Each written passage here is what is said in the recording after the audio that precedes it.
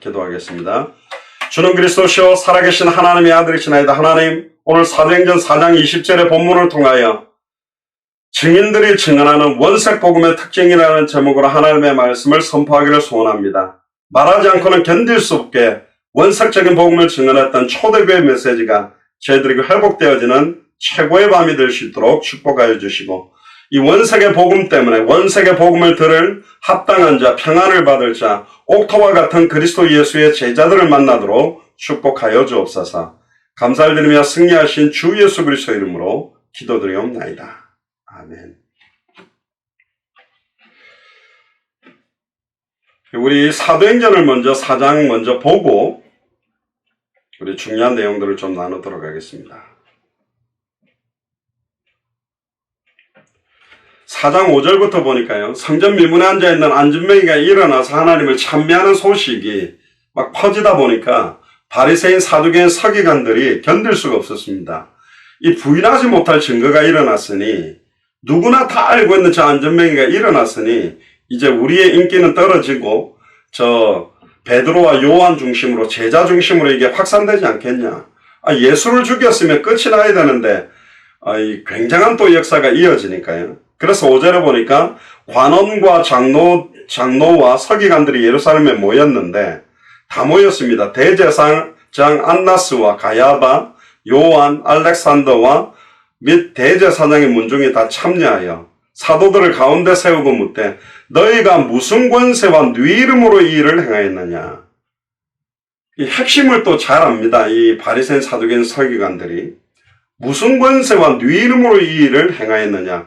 핵심에 대한 걸 듣고 싶다 그거죠. 8절에 이에 베드로가 성령이 충만하여 가로되, 백성의 관원과 장로들아, 만일 병인에게 행한 착한 일에 대하여 이 사람이 어떻게 구원을 얻었느냐고 우리에게 질문하면, 10절에 말이 좀 이상합니다만은, 너희와 모든 이스라엘 백성들은 알라. 여기서 완전히 원색적 복음을 딱 전하는 기회가 됐죠.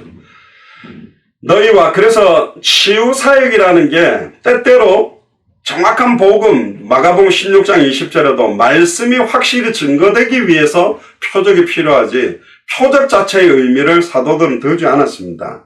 너희와 모든 이스라엘 백성들은 알라. 너희가 십자가에 못 박고 하나님이 죽은 자 가운데서 살리신 나사렛 예수 그리스도의 이름으로 이 사람이 건강하게 되어 너희 앞에 섰다. 나사렛 예수 그리스도의 이름으로 이 사람이 건강하게 되었다. 안진뱅이가 일어나게 된 권세, 누구의 이름이냐? 나사렛 예수 그리스도의 이름. 그리고 11절에 이 예수는 너희 건축자들의 버린 돌로서 집 모퉁이의 머릿돌이 되셨느니라. 건축자들이 건축하다가 쓸데없는 돌이라고 깨서 버려버렸던 돌인 것 같았지만, 그 돌은 사실은 집 모퉁이의 머릿돌이 되었다. 육체로는 흠모할 것이 없는 모습으로 이 땅에 오셨지만, 알고 봤더니 우리가 그렇게 애타게 기다려왔던 그 메시아, 그 그리스도였다. 이 핵심이죠. 그때 12절에 그 유명한 다른 이로서는 구원을 얻을 수 없나니 천하 인간의 구원을 얻을 만한 다른 이름을 우리에게 주신 일이 없음이니라. 조금 이따가 제가 이 본문도 이야기를 하겠습니다만은, 사실은 주는 그리스도시요 살아계신 하나님의 아들이십니다라는 고백보다도 더 선명한 원색적 고백이 뭐냐? 오늘 사도행전 4장 12절입니다. 주는 그리스도시요 살아계신 하나님의 아들이십니다라는 메시지는 물론 계시를 받아서 하게 된 고백입니다. 그러나 이 고백은 누구 앞에서 한 것이냐? 예수님과 11 사도들 앞에서 베드로가 고백한 거예요. 그런데 머지않아 예수님이 잡혀가고, 예수님이 잡혔다는 소식을 듣고 그 뜰로 들어갔을 때 계집 여종 앞에 예수님을 모른다고 3번이나 부인하고 저주한 사람이 누구냐? 또 베드로고, 주는 그리스도시요 살아계신 하나님의 아들이라고 고백한 이후에 십자가에 죽고 부활해야 될 것을 딱 이야기하니까, 절대로 예수님이 죽으면 안 됩니다라고 정면으로 십자가의 죽음과 부활을 막는 사탄이라고 욕을 먹었던 사람이 누구냐? 베드로입니다. 그때까지는 아직 예수님이 십자가에 죽었다가 부활하셔서 승천하시고 베드로에게 성령으로 임하기 전입니다. 그런데 사도행전 4장 12절은 이미 십자가의 죽음과 부활과 승천과 오순절 마가의 집 다락방에 요엘서 2장 28절에 말세 때 모든 육체에다가 성령을 물붓듯이 부을 것이라는 예언이 자기에게 성취돼서 이제는 동행하시던 예수 그리스도가 아니라 예수 그리스도께서 성령으로 베드로 속에 계신 상태예요. 그러다 보니까 계집 여동 앞에 예수님을 모른다고 3번이나 부인하고 저주했던 베드로가 지금은 어마어마한 사람들이 모인 사내들인 공의회 앞에 모였습니다. 수많은 장로들, 대제사장들, 관원들, 또 여기 이름이 쫙 열거됐던 사람입니다. 말 한마디만 잘못하면 바로 그 자리에서 죽을 수도 있고 감옥으로 들어가는 상황인데도 불구하고 이 베드로는 두렵지 않았어요. 더 어려운 상황 현실 조건에서도 더 원색적인 복음을 전합니다. 그게 바로 사도행전 4장 12절입니다. 다른 이로서는 구원을 얻을 수 없나니, 이 말은 아담의 후손, 남자와 여자의 씨가 만나서 태어난 모든 사람들은 아담의 후손으로 죄인이다. 죄인은 인간의 근본 문제 원인 3가지 죄 문제 해결할 수 없고, 죄인은 아담과 하와를 속였던 사탄을 이길 수가 없고, 죄인은 거룩하신 하나님을 만나게 할 수가 없다. 즉 다른 이로서는 구원을 얻을 수 없다. 모든 사람이 죄를 범하였으며 하나님의 영광에 이르지 못하더니 의인은 없나니 하나도 없다, 이 말이죠. 다른 이로서는 구원을 얻을 수 없나니 천하 인간의 구원 얻을 만한 다른 이름을 우리에게 주신 일이 없음이니라. 할렐루야. 이게 오늘 본문에 나오는 증인들이 증언하는 원색복음의 특징입니다. 오늘 크게는 5가지를 말씀드릴 겁니다. 복음의 절대성, 복음의 필연성, 복음의 당연성, 복음의 유일성, 복음의 시급성. 이 5가지가 증인들의 메시지에 다 들어있었어요. 오늘 이 본문의 메시지는 복음의 필연성입니다. 다른 이로서는 구원을 얻을 수 없나니 천하 인간의 구원을 얻을 다른 이름을 우리에게 준 적이 없다. 필연적으로 주신 이름, 유일한 이름, 절대적인 이름, 당연한 이름, 이 원색적인 복음이 증거됩니다. 그리고는 13절에 저희가 베드로와 요한이 기탄 없이 말함을 보고 그 본래 학문 없는 범인으로 알았다가 이상히 여기며 또 그 전에 예수와 함께 있던 줄도 알고 또 병나은 사람이 그들과 함께 서 있는 것을 보고 힐난할 말이 없는지라. 딱 증인이 증거를 가지고 딱 서버린 거죠. 명하여 공회에서 나가라 하고 서로 의논하여 가라되 이 사람들을 어떻게 할꼬? 저희로 인하여 유명한 표적이 나타난 것이 예루살렘의 모든 사람에게 알려졌으니 우리도 부인할 수 없는지라.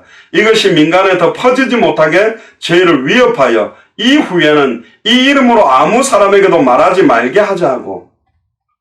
굉장히 똑똑합니다. 이 이름으로 말하기만 하면 이런 능력이 나타났구나. 절대로 이 이름을 말하지 말게 하자고. 18절에 그들을 불러 경계하여 도무지 예수의 이름으로 말하지도 말고 가르치도 말라 하니. 그때 19절에 베드로와 요한이 대답하여 가로되 하나님 앞에서 너희 말 듣는 것이 하나님 말씀 듣는 것보다 옳은가 판단하라. 우리는 보고 들은 것을 말하지 아니할 수 없다. 그리고는 사도행전 5장 42절에 저희가 날마다 성전에 있든지 집에 있든지 예수는 그리스도라 가르치기와 전도하기를 그치지 않았다. 어제도 우리 정경환 선교사님하고 저하고 이제 2 지역으로 갔습니다. 저희 센터빌 지역에 이제 도서관 앞에 또 에난델처럼 스페니쉬들이 또 이렇게 모여 있어서 그 현장하고 또 노바라고 커뮤니티 컬리지가 하나 있는데요. 거기 가서 이제 복음을 전했는데 진짜 아직까지는 스페니시권들이 문이 열려 있습니다. 이렇게 한 30분 정도 전했는데 한 4명 정도 예수님 구주로 영접하고 과테말라에서 이렇게 온 사람들인데 아직까지는 진짜 중남미 사람들이 만문이 다 열려 있다. 그래도 자기 나라에서는 굉장히 똑똑하다는 사람들이 지금 미국 다 와 있는데 이 사람들이 지금은 혈안되어 있는 게 뭐냐? 먹고 살아야 되니까 돈 벌어야 되는 거예요. 그럼에도 불구하고 거의 80%가 가톨릭인데 가톨릭 교회도 가지 않습니다. 왜? 밥 먹고 살아야 되니까.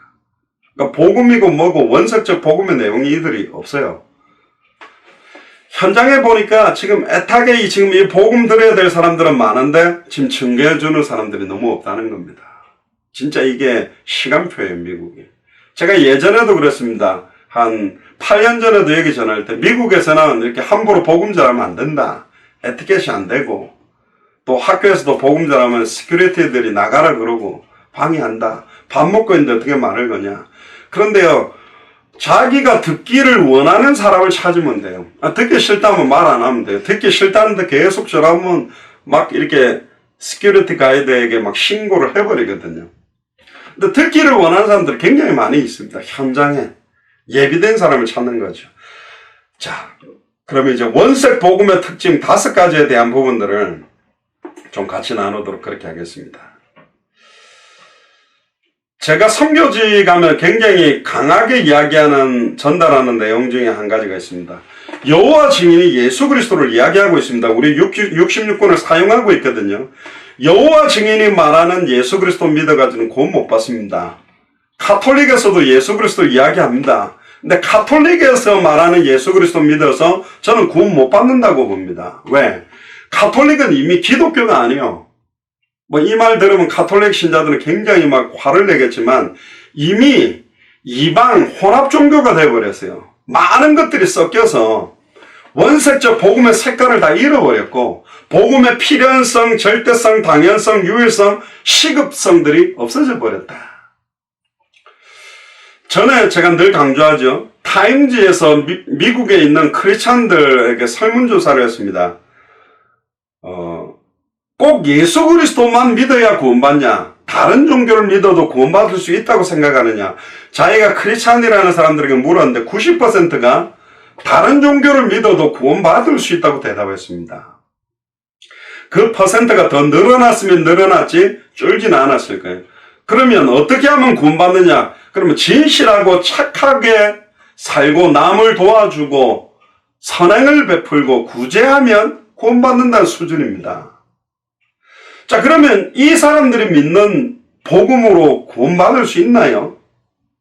지금 미국이 교회가 많이 섰고 대형교회가 많다고 해서 과연 그들이 믿는 내용이 예수를 그리스도로 알고 믿고 영접한 증인들이 증언하는 원색의 복음의 내용일까요? 그래서 저희들이 예수가 그리스도라는 걸 강조하려고 하는 부분입니다. 그렇게 믿어가지고 구원 못 받습니다.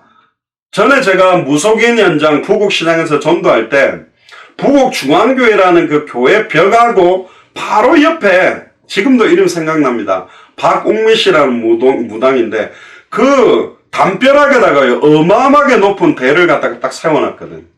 거기 제가 몇 번 가서 복음 전했습니다.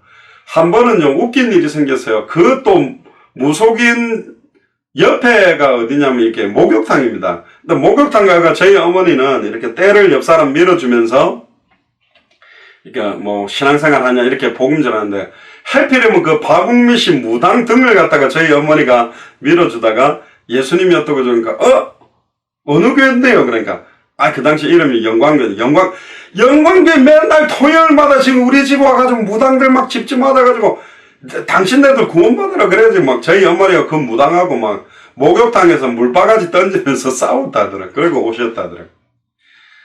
그 부곡중앙교회 그 옆에 그 큰 그 부곡중앙교회도 고신측교회인데 그렇게 여러분 생각해 보세요. 교회 담벼락에 그 딱 무당 깃대가 같이 붙었다는 게 담을 같이 쓰기 때문에. 제가 거기 가서 복음 전하다가 이 여자가 되게 욕도 잘하고 그래서 우리 보고 나가라 그랬는데 그 부곡중앙교회 그 뭐 집사님인지 권사님인지 두 분이 여자 남자분 왜 그 자꾸 무당한테 가서 그 힘들게 하냐면서 그 사람은 그 사람의 길이 있고 예수 믿는 우리는 우리의 길이 있다면서 왜 그 무속인들 힘들게 가서 그래. 제가 그 말 듣고 더 당황했습니다. 여러분들 어떻게 생각합니까? 왜 원색 복음이라고 이야기했습니까? 늘 강조하는 이야기 있지 않습니까? 복음은 생명수, 영생수입니다. 거기에다가 커피가루가 들어가면 커피라고 불리고 녹차가루를 풀면 녹차라고 부르고 율무가루를 넣으면 율무차가 돼버려요. 물은 섞이지 않아요. 물입니다. 전에도 말씀드립니다. 중남미 가서 제가 강하게 말하는 게 뭐냐. 물이 1톤이 들어있는 통이 있다고 봅시다. 그 위에 어떤 사람이 막 가래침을 벗고 쓰레기를 갖다가 위에다가 버려버렸다. 그럼 우리가 그 물을 보고 무슨 물이라고 합니까? 깨끗한 물이라 그럽니까? 아닙니다. 더러운 물이라 부릅니다. 그러면 실제적으로 파악을 해보면 침을 뱉었기 때문에 쓰레기를 던졌기 때문에 한 30cm 정도만 지금 현재 오염이 된 상태일 거예요. 밑에는 깨끗할 거예요. 거의 90%는 깨끗하다고 해도 그 10% 약간 오염된 것 때문에 우리는 더러운 물이라고 인정해야 됩니다.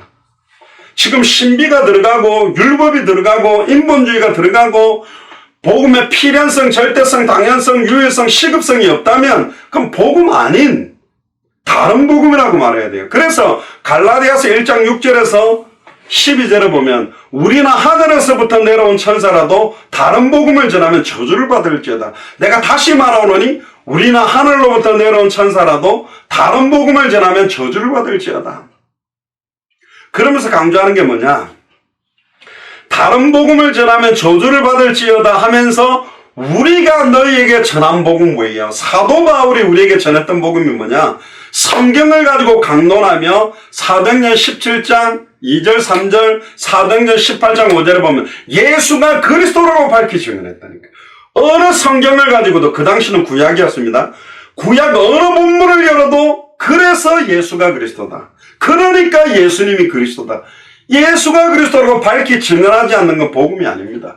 아브라함의 믿음을 본받아라, 다윗의 믿음을 본받아라, 요셉의 믿음을 본받아라, 맞는 것 같은 틀렸다니까. 아브라함이 바라봤던 메시아, 아브라함을 승리케 하셨던 그 메시아, 요셉이 왜 자기 뼈를 가나안 땅으로 지고 가달라고 그랬냐? 메시아가 오실 땅, 메시아를 만나기를 원했고, 구름같이 둘러싼 허다한 증인들이 자기들의 능력으로 승리한 것이 아니라 히브리서 12장 1절 2절 믿음을 주시는 주여 온전케 하시는 이인 예수님 바라보고 승리했다. 성경은 구약의 주제가 오실 메시아, 신약은 오신 그리스도, 그리고 다시 오실 그리스도예요. 그리스도 강조하려고 수많은 인물을 갖다가 드러내놨다니까.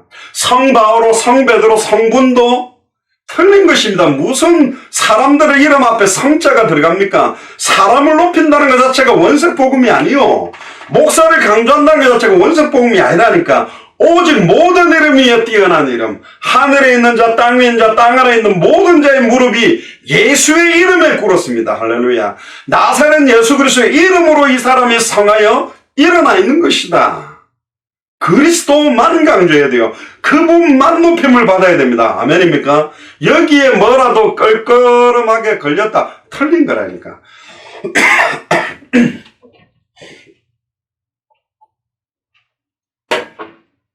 원색 복음이라는 것은 예수님이 직접 이야기했어요. 영생은 유일하신 참 하나님과 그의 보내신 자, 독생자 예수 그리스도를 아는 것이다. 결국은 뭐냐? 그래서 예수님이 질문한 거예요. 사람들이 나를 누구라느냐? 예, 예수님이 엘리야라고 합니다. 예수님이 기적을 베푸고 능력을 행하고 귀신을 쫓아내고 병을 치유하니까 엘리야가 살아났다고 착각합니다. 지금도 전 세계 교단의 수많은 교회가 엘리야처럼 신앙생활을 하고 있습니다. 귀신 쫓아내야 되고 진짜 믿음 좋으면 병이 다 떠나가야 된다. 그런 식으로 생각합니다. 예수님의 능력 가운데 부분이라니까. 표적 핵심 사인을 몰라요. 예수님이 예레미야다. 예수님이 거지들이나 환자들이나 창녀들이나 죄인들과 함께하고 그들을 감싸안으시고 치료하지 않았냐? 맞습니다. 그런데 박애주의 하라는 게 아니에요. 지난주의 메시지 먹이고 입히고 뭘 먹입니까? 육신적으로 먹이는 떡이 아니에요. 하나님의 입으로부터 나오는 말씀. 무슨 옷을 줘야 됩니까? 유명 브랜드 옷을 나눠주는 게 아니에요. 그리스도로 옷 입도록 성령 충만함을 회복하도록. 어떤 떡입니까? 어떤 물입니까? 영원히 목마르지 않은 영생수 생명의 떡, 이걸 줘야 되는데 이걸 주지 못했다. 예수님이 세례요한이다. 인권운동, 사회개혁운동, 회개하라 천국에 가까웠다. 세례요한 비슷한 것 같습니까? 예수님이 틀린 거라니까. 선지자 중에 하나 막 성경을 풀어대니까 벌써 원색 복음을 모른다는 말은 예수 그리스도와 엘리야, 예레미야, 세례요한 선지자 중에 하나가 뭐가 다른지를 구분하지 못하는 거예요.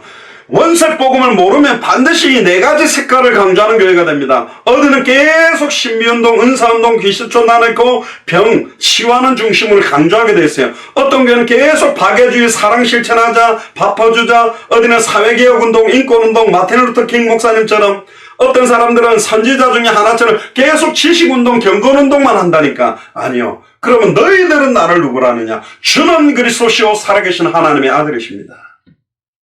예수님은 그리스도입니다. 엘리야, 예레미야, 세례요한, 선지자 중에 하나는 다 아담의 후손으로 죄인이기 때문에 죄인은 죄 문제를 해결할 수 없고 죄인은 사탄을 이길 수 없고 죄인은 하나님께 가볍게 할 수가 없어요. 메시아 그리스도가 아닙니다. 메시아 그리스도는 누가 됩니까? 창세기 3장 15절에 여자의 후손 동정녀 마리아 몸에 성령으로 잉태돼서 하나님이 사람의 몸을 입고 오셔야만 죄 없는 사람의 몸을 입고 오신 분은 유일하다. 그래서 사도행전 4장 12절에 천하 인간의 구원 얻을 다른 이름을 우리에게 주신 일이 없다. 이름뿐만 아니라 죄 없이 사람의 몸을 입고 온 분은 딱 한 분이요. 하나님이 사람의 몸을 입고 온 성육신, 인카네이션 한 분이라니까, 구원 얻을. 그래서 다른 종교들은 아담과 하와가 하나님을 떠나는 순간 본능적으로 하나님을 찾기 위해 만들어낸 게 종교의 우상숭배입니다. 우리는 여러 종교 중에 기독교가 우월하다는 말을 하는 것이 아니라 종교가 만들어지기 전에, 심지어 기독교라는 종교 형태를 떼기 전에 인간은 창세기 1장 27절 28절에 하나님의 형상을 가지고 하나님과 함께 하다가 사탄의 미혹을 받아 말씀을 어기는 죄를 짓고 하나님과 단절됐으니 사탄을 깨뜨릴 참된 왕이 필요하다. 사탄을 죄와 저주를 단번에 해방시킬 참제사장이 필요하다. 하나님을 떠난 우리가 하나님 만나게 될 참선지자가 필요하다. 그래서 참왕, 참선지자, 참제사장 오기 전에 일시적으로 죄인들 머리에 성령으로 기름 부어서 세웠던 직분이 구약의 선지자, 제사장, 왕입니다. 구약의 39권도 압축하면 새 직분 이야기요. 모세오경은 제사장에 대한 강조점이 굉장히 많고요. 열왕기상하, 역대상하, 시편은 시편, 잠언, 전도서는 왕들이 쓴 겁니다. 왕에 대한 이야기. 그리고 대선지서, 소선지서는 선지자들에 대한 이야기요. 구약 성경도 세 부분으로 넣어줍니다. 모세오경, 대선지서, 소선지서, 열왕기상하, 역대상하, 역사서. 그러니까 새 직분 이야기요. 거기도 왜 새 직분을 강조하느냐, 왜 그리스도 기름 부음 받은 자가 새 직분이냐. 인간이 하나님을 떠나게 하는 원인들이 어마어마하게 많은 것 같지만 핵심의 핵심을 압축해보면 사탄이 역사하고 죄와 저주에 대한 부분이고 하나님과 단절돼서 육체를 입었기 때문에 오게 된 문제다. 그래서 이 세 가지 근본 원인을 해결하는 세 가지 근본 해결책, 그러니까 그리스도 메시아 이름 안에는 근본 원인, 문제, 인간에게 오는 수천 수만 가지의 근본 원인 세 가지와 근본 원인 세 가지를 해결하는 세 가지 직분이 농축된 직분이 메시아 그리스도다. 할렐루야. 그래서 예수님이 그리스도다. 모든 문제를 십자가 부활로 끊는 분이다. 예수가 그리스도라는 게 어마어마한 거라니까요. 남편이 요즘 바람 펴요. 아이고, 네가 화장도 하고 예쁘게 하고 안 꾸미니까 딴 여자 쳐다보는 거 아니야. 성형수술도 하고 예쁘게 하고 키스를 부르는 립스틱을 바르고 향수를 막 뿌려봐. 그러면 남편이 당신을 사랑하게 될 거야. 그게 상대적인 해결책이라니까. 남편 배우의 역사는 흑암의 세력, 죄와 저주의 세력, 하나님과 단절된 세력이 꺾여야 돼요. 남편이 예수를 그리스도로 알고 믿고 영접하는 순간 그 문제가 끝난다니까. 아멘입니까? 딴 걸 가지고 답을 주는 게 아닙니다. 근본적인 인생의 해답, 결론은 하나요. 인간의 모든 문제의 원인 하나라니까. 모든 문제의 해답 하나입니다. 예수를 그리스도로 알고 믿고 영접할 때 모든 문제 끝이 나는 거예요. 그게 원색 복음의 핵심들입니다. 몰몬교에서 말하는 그리스도를 믿어가 구원받나요? 하나님의 교회에서도 그리스도 이야기하는데, 그리스도 이야기해놓고 어머니 하나님 이야기하는데, 그리스도 이야기해놓고 성령 하나님이 안상홍이다 이러는데 그렇게 믿어가지고는 안 된다니까요. 그래서 예수가 왜 그리스도인지에 대한 원색적 복음만 전하면 여자의 후손이라는 단어만 딱 나와도 조셉 스미스다, 마호메시다, 석가모니다, 무슨 공자다, 무슨 소크라테스다, 성인들은 다 구원자가 될 수가 없다니까. 왜? 다 아담의 후손이요. 다 죄인이라니까. 그 증거로 모든 사람이 죽었어요. 죄의 삭은 사망이거든. 사망의 권세를 곁들여 부활한 분은 예수님이라니까. 아멘입니까? 자, 다섯 가지 포인트만 정리하고 마치도록 하겠습니다. 첫 번째입니다. 복음의 절대성, 이번 주일에도 이야기했습니다만, 요한복음 14장 6절에 보면, 예수께서 가라사대 내가 곧 길이요 진리요 생명이니 나로 말미암지 않고는 아버지께로 올 자가 없다. 할렐루야. 그렇게 전달해야 복음입니다. 원색의 복음입니다. 예수님을 통해서만 하나님을 만납니다. 그러니까 유일한 길, 유일한 진리, 유일한 생명입니다. 자, 이렇게 한번 물어볼게요. 유대인들이 지금도 야훼 하나님, 여호와 하나님께 예배드리고 있습니다. 해당해서 하나님께 드리는 예배가 맞나요? 이 성경 구절로 딱 보면 아닙니다. 야훼 여호와라고 불리는 악신이고 귀신한테 예배하는 거지, 예수님을 통하지 않고는 아버지께로 올 수가 없어요. 아버지를 만날 수가 없다니까. 그래서 마지막 때에 유대인들을 구원할 전도운동의 바람도 동시에 일어나게 되어 있습니다. 왜 이 복음이 절대적입니까? 창세기 1장 1절에 보니까 태초에 하나님의 천지를 창조했고 만물을 다 주관하는 능력이 이 복음 안에 있습니다. 빌립보서 3장 21절도 보니까 그가 만물을 자기에게 복종케 하실 수 있는 자의 역사로 우리 낮은 몸을 자기 영광의 몸의 형체와 같이 병케 하시려나. 만물을 복종케 할 수 있는 능력이 절대적인 복음 속에 들어있습니다. 여러분들 창세기 4장 45장 8절에 보면 요셉이 이런 이야기를 합니다. 그런즉 나를 이리로 보내신 이는 당신들이 아니요 하나님이시라. 하나님이 나를 바로의 아버지로 삼으시고 그 온 집의 주로 삼으시며 애굽 온 땅의 통치자로 삼으셨나이다. 하나님이 처음부터 요셉을 애굽 온 땅의 통치자로 세울 절대적인 계획을 갖고 있는 거예요. 그러면 끝이다. 예레미야 33장 1절에 9절에 보면 이를 행하는 여호와, 그것을 만들며 지어 성취하는 여호와, 나 여호와가 이같이 이르노라. 너는 내게 부르짖으라. 내가 네게 응답하겠고 네가 알지 못하는 크고 은밀한 일을 보이리라. 절대성, 복음의 절대성에는 하나님의 절대 주권이 녹아 있습니다. 아멘입니까? 하나님이 계획하셨고 하나님이 진행하고 있고 하나님이 완성하세요. 우린 그 속에 있다니까. 전에도 말씀드렸잖아요. 요셉 이야기하면서. 요셉이 꾼 꿈은 자기가 꾼 꿈이 아닙니다. 하나님이 주신 꿈이요. 해와 달과 별이 절을 하며 볕단들이 절을 하는 거예요. 그 이야기를 하니까 다 알아채요. 우리가 니한테 절하겠냐? 네가 우리의 주가 되겠냐? 이러면서 저거 죽이자 그래 구덩이에 던져버렸거든. 구덩이에 던져놓고 형들이 뭐라 그랬지? 야 요셉아, 해는 어디 있고 달은 어디 있고 별들이 니한테 절하냐? 별들을 보여봐라. 볕단들은 어딨냐? 네 꿈에 대해서 이야기해봐라. 어디 해와 달과 별이 절을 해? 어디 볕단들이 절을 해? 죽이자 그러니까 아이 팔자. 팔려가면서 쇠고랑 차고 가는 요셉 따라가면서 비아냥거리면서 말해봐. 해가 어딘데? 달이 어딘데? 네 꿈이 이루어지는가 한번 보자. 볕단들이 절한다고? 우리한테도 그럴 겁니다. 당대 세계보고만 200개 나라와 2000개가 넘는 미전도 부족국가 살린다고? 어떻게 살릴 건데? 나타내봐. 아닌 것 같이 보입니까? 그때는 요셉도 별 할 말이 없어요. 구덩이에 빠졌다가 쇠고랑 차고 가는데. 그러니까 감옥에 들어갑니다. 뭐 처음에는 보디발 장군 집으로 가죠. 거기서 막 열심히 일하다가 가정 총무가 됩니다. 그때 아마 요셉이 자기의 희망이 애틋하게 나타났으니까 이렇게 해가지고 내게 응답이 오는갑다. 뭔가가 이렇게 되는 것 같은 자리에 올라갔을 때 뭔가 된 것 같이 보입니다. 근데 웬걸요? 보디발의 아내가 미혹애가 그 아줌마가 그냥 덮쳐가지고 놀래가 도망가다가 아줌마 성추행범으로 찝찝하지요? 총각이 하여튼 들어간 거요. 당했는데 자기는 도망가다가 걸린 거요.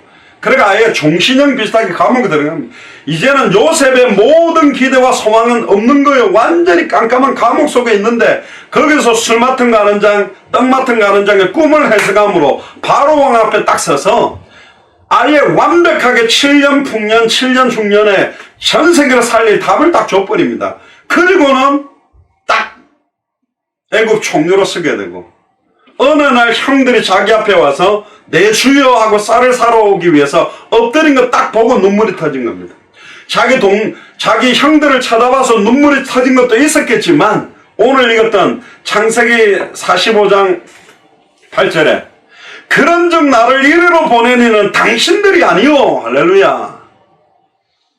여러분들 어떤 계기로 예수 사랑교로 왔습니까? 어떤 계기로 또 이렇게 오게 됩니까? 그 계기가 아닙니다. 하나님이시라. 하나님이 나를 바로의 아버지로 삼으시고 그 온 집의 주로 삼으시며 애굽 온 땅의 통치자로 삼으셨나이다. 하나님은 그런 응답 주고 계십니다. 우리 수준, 우리의 능력과 관계없이 우리가 가지고 있는 게 뭐냐? 교회 사이즈나 교회 숫자가 아니라 우리가 소유한 복음의 내용이 뭐냐? 우리가 증언하고 있는 복음의 내용이 뭐냐? 이게 원세계 복음이 맞냐? 그게 다라니까. 그게 모든 것이요. 아멘입니까? 복음을 전달하는 방법이 아닙니다. 뭘 전달하려고 하는 내용이냐? 그 내용에 따라 성령의 나타남과 능력이 달라지게 돼 있다니까. 아멘입니까? 이 핵심을 잃어버린 거예요.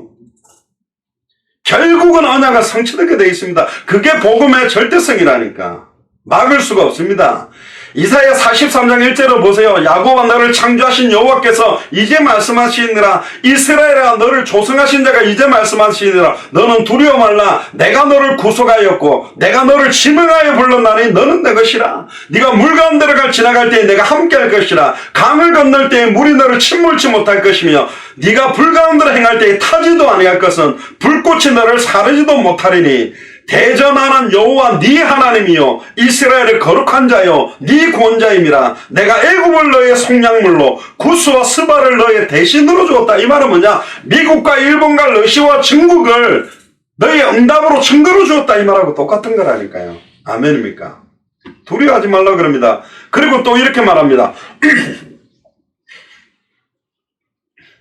이사야 43장 10절에 보세요. 나 여호와가 말하노라. 너희는 나의 증인 나의 종으로 택함을 입었으니 이는 너희로 나를 알고 믿으며 내가 그인 줄 깨닫게 하려 함이라. 나의 전에 지음을 받은 신이 없었느니라. 나의 후에도 없으리라. 나의 전에 지음을 받은 신은 없고 나의 후에 지음 받은 신은 없다. 아니 목사님 수많은 잡신들인데 속이는 것이라니까. 누가 속여요? 신이 아닙니다. 천사가 가장한 거요. 귀신이요. 속이는 영, 미혹의 영이라니까. 이사야 43장 11절에 나 곧 나는 여호와라. 나 외에 구원자가 없느니라. 할렐루야. 이게 복음의 절대성입니다. 이사야 43장 11절이 사도행전 4장 12절하고 똑같은 거예요. 나 곧 나는 여호와라. 나 외에 구원자가 없다. 천하의 구원 얻을 다른 이름 없다. 이게 두 번째 복음의 당연성입니다. 필연성입니다. 복음의 절대성과 함께 또 함께 나온 게 뭐냐? 복음의 필연성이에요. 특히 이사야 43장 13절에 과연 태초로부터 나는 거니 내 손에서 능히 건진 자가 없도다. 내가 행하리니 누가 막으리요? 하나님이 행하는데 누가 막겠습니까? 절대로 막을 수가 없습니다. 그러면서 이전 일을 기억하지 마라. 18절에 옛적 일을 생각하지 마라. 이사야 43장 19절에 보라 내가 새 일을 행하니니 이제 나타날 것이라. 너희가 그것을 알지 못하겠느냐? 정녕 내가 광야의 길과 사막의 강을 내리니 장차 들짐승 곧 시랑과 및 타조도 나를 존경할 것은 내가 광야의 물을 사막의 강들을 내어 내 백성 나의 택한 자로 마시게 할 것입니다. 이 백성은 내가 나를 위하여 지었나니 나의 찬송을 부르게 하리 함이라. 할렐루야. 뭘 두려워하고 뭘 떨겠습니까? 이유가 없는 거예요. 저는 복음의 절대성, 복음의 필연성 강조할 때 떠올리는 본문이 뭐냐? 사도행전 9장입니다. 사도행전 9장 1절에서 22절을 보면 교회를 참멸하고 예수를 그리스도로 믿는 자들을 잡으려고 하려고 하는 핍박자를 하나님의 때에 절대적인 주권과 필연적인 시간표가 만났을 때 깨버리는 거예요. 그게 하나님의 능력이 있습니다. 아멘? 아니 간절하게 하나님을 만나기 위해서 다메섹에서 금식기도 한 게 아닙니다.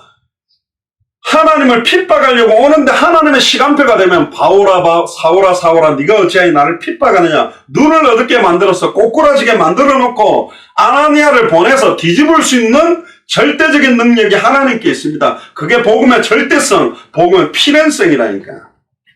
자, 복음의 필연성에 대한 이야기들을 그럼 조금 하겠습니다. 필연적인 복음이라는 부분들이 굉장히 중요합니다.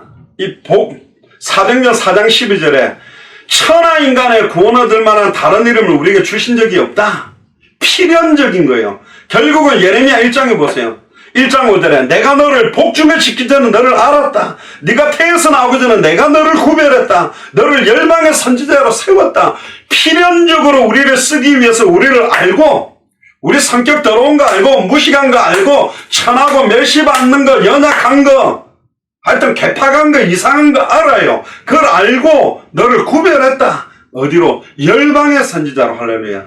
근데 내가 슬프도소이다. 주 여호와여 보소서 나는 아이라 말할 줄 알지 못하나이다. 7절에 여호와께서 내게 이르시되 너는 아이라 하지 말고 내가 너를 누구에게 보내는지 너는 가며 내가 네게 무엇을 명령하든지 말해라. 괜찮다.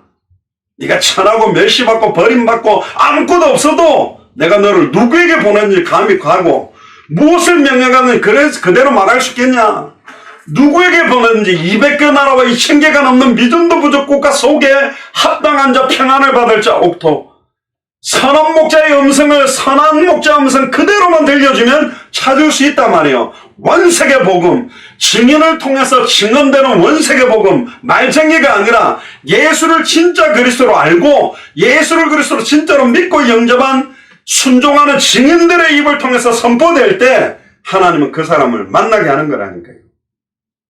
너는 그들을 인하여 두려워하지 말라. 내가 너와 함께하여 너를 구원하려 하는 나 여호와의 말을 인을 하시고 심지어 예레미야 1장 9절에 여호와께서 그 손을 내밀어 내 입에 대시며 내게 이르시되 보라 내가 내 말을 네 입에 두었노라. 할렐루야. 한마디도 떨어지지 아니하도록 우주 만물을 창조했던 그 말씀을 우리 입을 통해서 대언되도록 증언되도록 만들었고 보라 내가 오늘날 너를 열방 만국 위에 세우고 너를 뽑으며 파괴하며 파멸하며 넘어뜨리며 건설하게 하였다.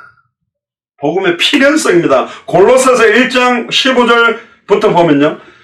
예수 그리스도는 그는 보이지 아니하시는 하나님의 형상이요 모든 창조물보다 먼저 나신 자다.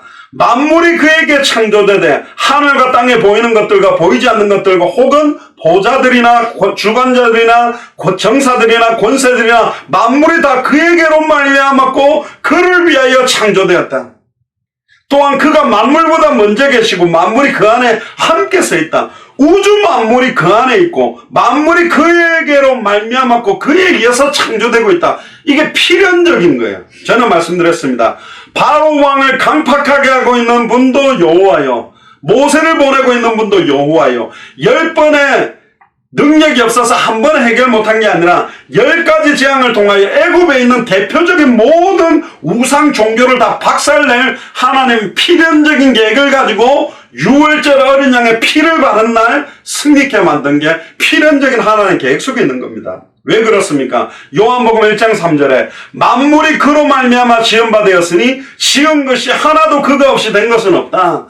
하나님의 필연적인 계획이 계획되어 있다는 겁니다. 세 번째입니다. 복음의 당연성입니다. 마태복음 24장 14절에 보면 이 천국 복음이 모든 민족에게 증언되기 위하여 온 세상에 필연적으로 당연하게 증거되리니 전파되니 그제야 끝은 온다. 당연한 결과가 오는 거예요. 복음의 당연성. 다시 오실 그리스도 내가 진실로 속히 오겠다. 아멘 주 예수여 오시옵소서. 당연성입니다. 이 천국 복음이 모든 민족에게 증언되기 위하여 증언이라는 말 자체가 증인들의 입을 통해서 전달되는 겁니다. 증언되기 위하여 온 세상에 전파되리니 그제야 끝이 오리라. 그제야라는 단어에 주목하세요. 제가 예전에 굉장히 힘들 때 되게 피곤할 때 아마 서울에서 그런 메시지를 한번 한 적이 있었습니다. 오늘 같은 날 주님이 빨리 오시면 참 좋겠다. 주님 좀 빨리 오세요. 초대교회가 아마 힘들 때 그랬을 겁니다. 마라나타, 주님 빨리 오십시오. 근데 주님도 빨리 오고 싶은데 빨리 오지 못하는 이유가 있다니까. 그게 뭐냐?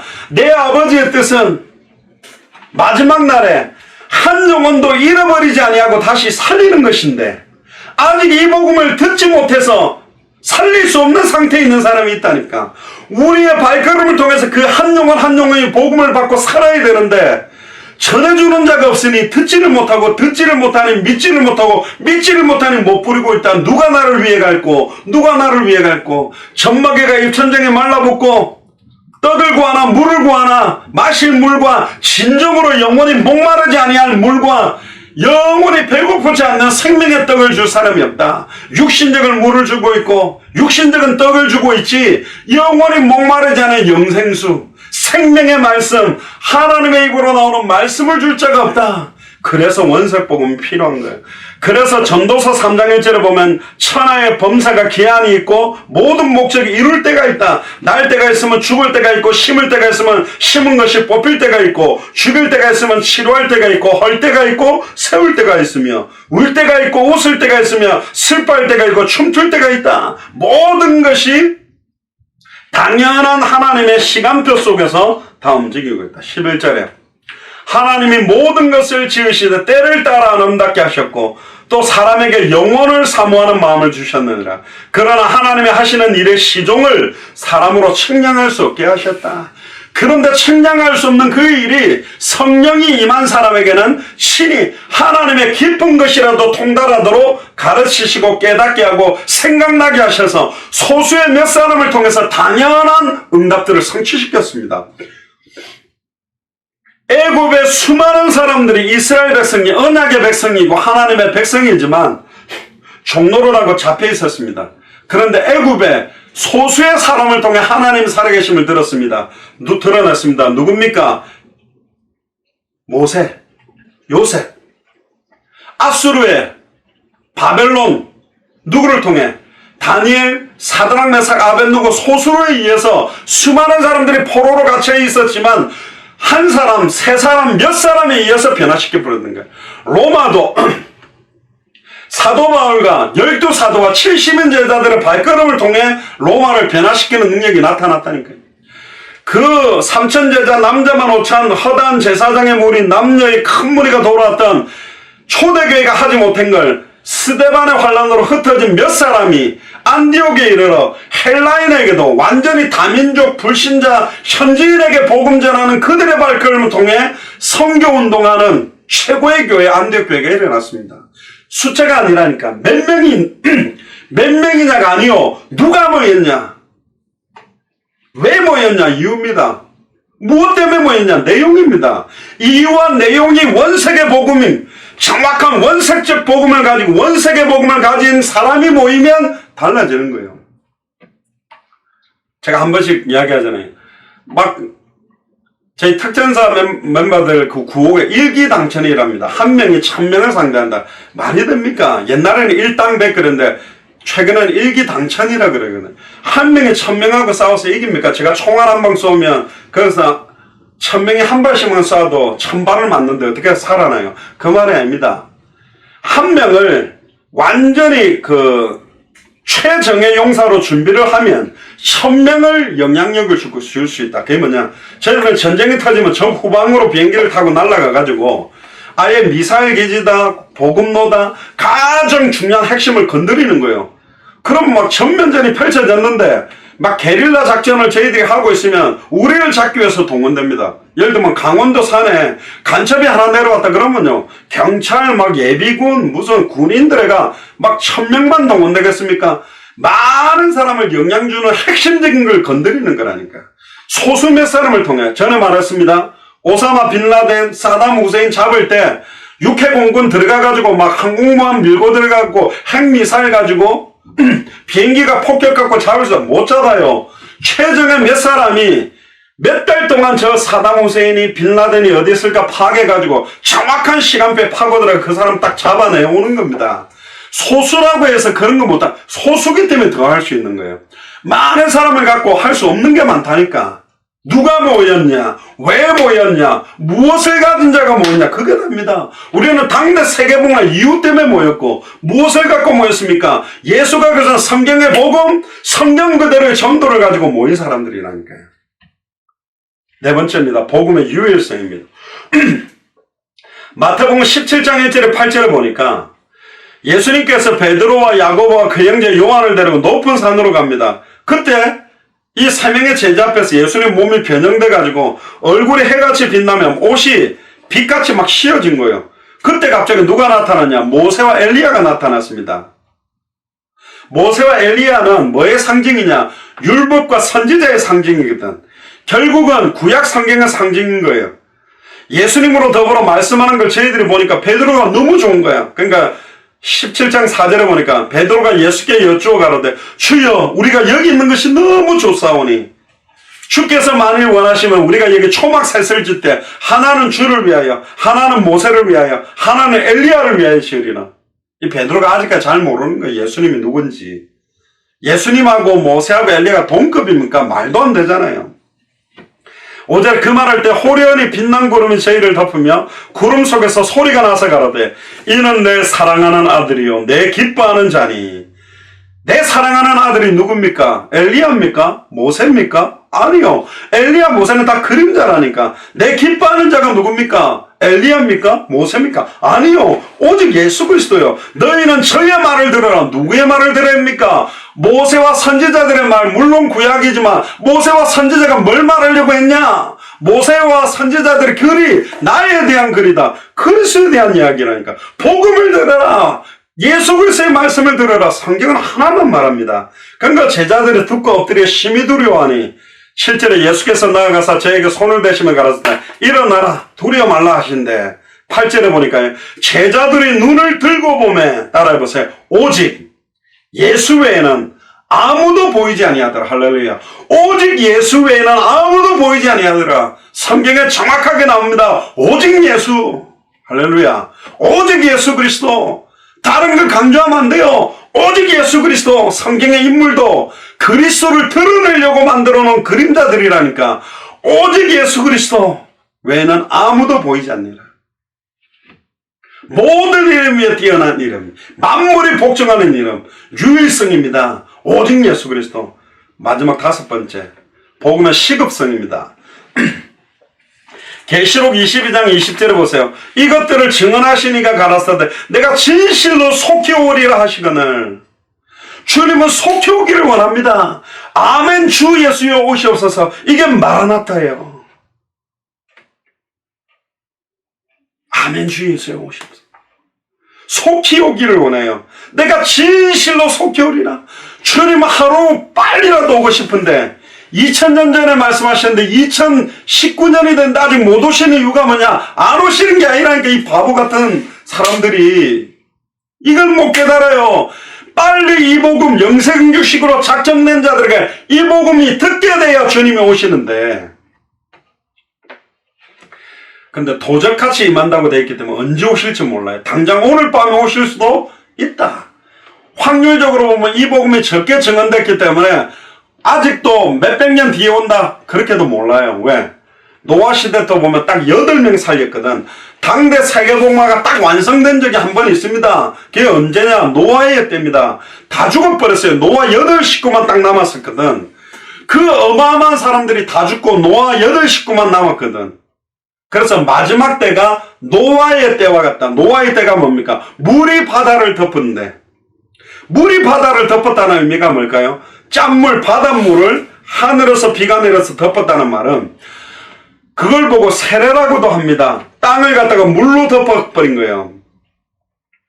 자, 그러면 마지막 때는 물로 심판하지 않고 불로 심판하겠다. 그럼 불로 이 땅을 덮는 겁니다. 불로 덮는다는 말이 뭘까요?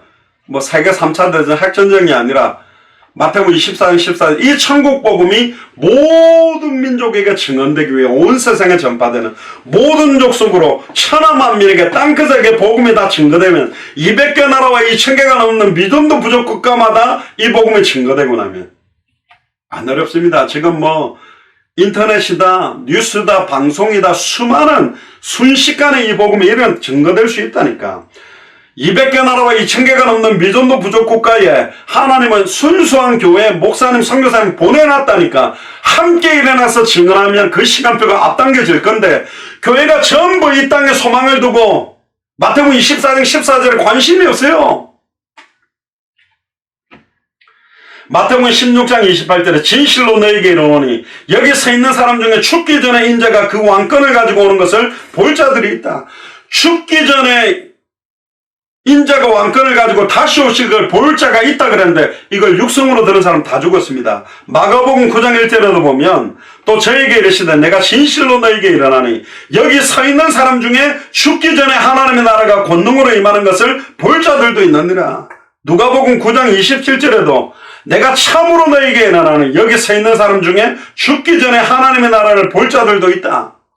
이게 다시 오실 그리스도를 죽지 않고 볼 자들이 있다 그랬는데 2000년 전에 예수님한테 직접 들었던 제자들은 다 죽은 거예요.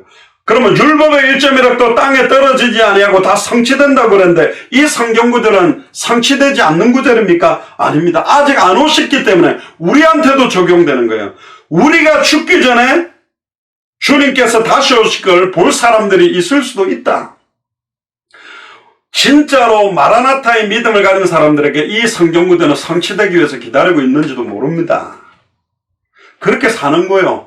단 하루만 살아도 내가 왜 살아야 되고 다시 오실 그리스도를 바라보며 사는 거라니까. 베드로후서 3장입니다. 결론적으로. 먼저 이것을 알지니 말세에 기롱하는 자들이 와서 자기의 정욕을 쫓아 행하며 기롱합니다. 절대로 생명운동, 말씀운동, 제자운동 안 하고 이 땅에 소망을 두고 살면서 복음 전하는 사람들에게 막 조롱합니다. 주의 강림하신다는 약속이 어딨냐? 무슨 다시 오실 그리스도, 무슨 마라나타 신앙이냐? 조상이 잔우로부터 만물이 처음 창조 때와 같이 그냥 있다. 2000년 전에도 베드로에게 이런 말 한 사람들이 있었다니까. 근데 7절에 보세요. 베드로후서 3장 7절. 이제 하늘과 땅은 그 동일한 말씀으로 불사르기 위하여 간수된 바 되어 경건치 아니하는 사람들의 심판과 멸망의 날까지 보존하여 뒀다. 너 같은 놈들 심판하려고 지금 준비해 놓은 거다. 그런데 왜 아직까지 안 오느냐? 이때는 뭐냐? 다 죽고 나가는 거예요. 12사도들도 점점 죽고 70제자도 죽고 베드로도 죽을 나이가 다 됐는데 아직 안 오니까 왜 안 올까? 금방 오실 줄 알았는데. 8절에 사랑하는 자들아 주께는 하루가 1000년 같고 1000년이 하루 같은 이 한 가지를 잊지 마라. 1000년이 하루 같고 하루가 1000년 같다. 그럼 2019년이라는 말은 이틀 조금 지난 거예요. 하나님 편에서 보면. 우리에게는 2000년이지만 그러면서 이런 말을 경고합니다. 9절에 주의 약속은 어떤 이에 더디다고 생각한 것 같이 더딘 것이 아니다. 지금 2019년까지 더뎌진 것이 아니다. 오직 너희에게 대하여 오래 참으시어 아무도 멸망치 않고 다 회개하기에 이르기를 원해서 기다리고 있다. 회개하고 돌아올 사람이 아직 복음 못 듣고 있기 때문에 지금 이게 딜레이 돼 있다. 그러면서 10절에 베드로가 경고합니다. 그러나 주의 날이 도적같이 오리니. 복음의 시급성. 이거는 시한부 종말자들이 말하는 그런 수준 낮은 이야기가 아니라니까. 원세계 복음을 가진 자가 이 시급성을 알고 뛰어야 돼요. 너무 지금 한 영혼 살리는 시간이 얼마나 소중한지.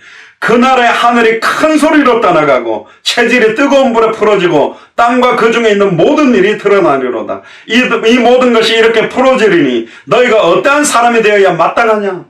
마지막 때에 어떤 사람이 되어야 마땅하냐? 거룩한 행실과 경건함으로 12절 같이 읽어봅시다. 하나님의 날이 임하기를 바라보고 간절히 사모해라. 할렐루야. 다시 오실 그리스도의 시간표를 임하기를 바라보고 간절히 사모해라. 그러니까 바라보라 정도가 아니요. 간절히 사모하라고 합니다. 다시 오실 그리스도 마라나타의 신앙을 가지랍니다. 그날에 하늘이 불에 타서 풀어지고 체질이 뜨거운 불에 녹아지느니와 우리는 그의 약속대로 그의 거하는 바 새하늘과 새 땅을 바라보는구나. 그러므로 사랑하는 자들아 너희가 이것을 바라보나니 주 앞에서 점도 없고 흠도 없이 평강 가운데 나타나기를 힘써라. 할렐루야. 그렇습니다. 마지막 때를 사는 모습이 뭐냐? 생명운동, 말씀운동, 제자운동, 성전에 있든지 집에 있든지 예수는 그리스도를 가르치가 전도하기를 그치지 않고 지속적으로 살아가는 삶이 딱 66권에 가장 맞는 삶이라니까. 우리는 그렇게 사는 거예요 지금. 아멘입니까?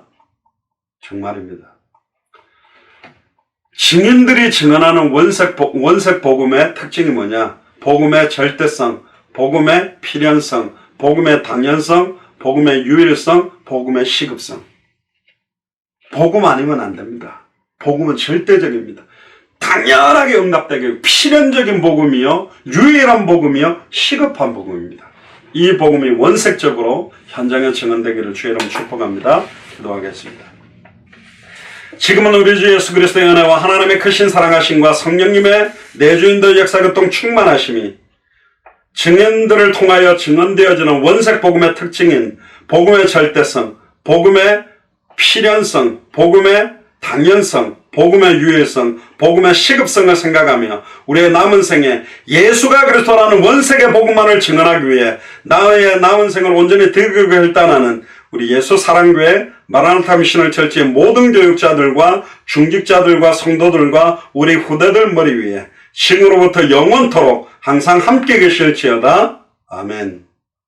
우리 하나님께 감사와 영광의 박수를 돌리겠습니다.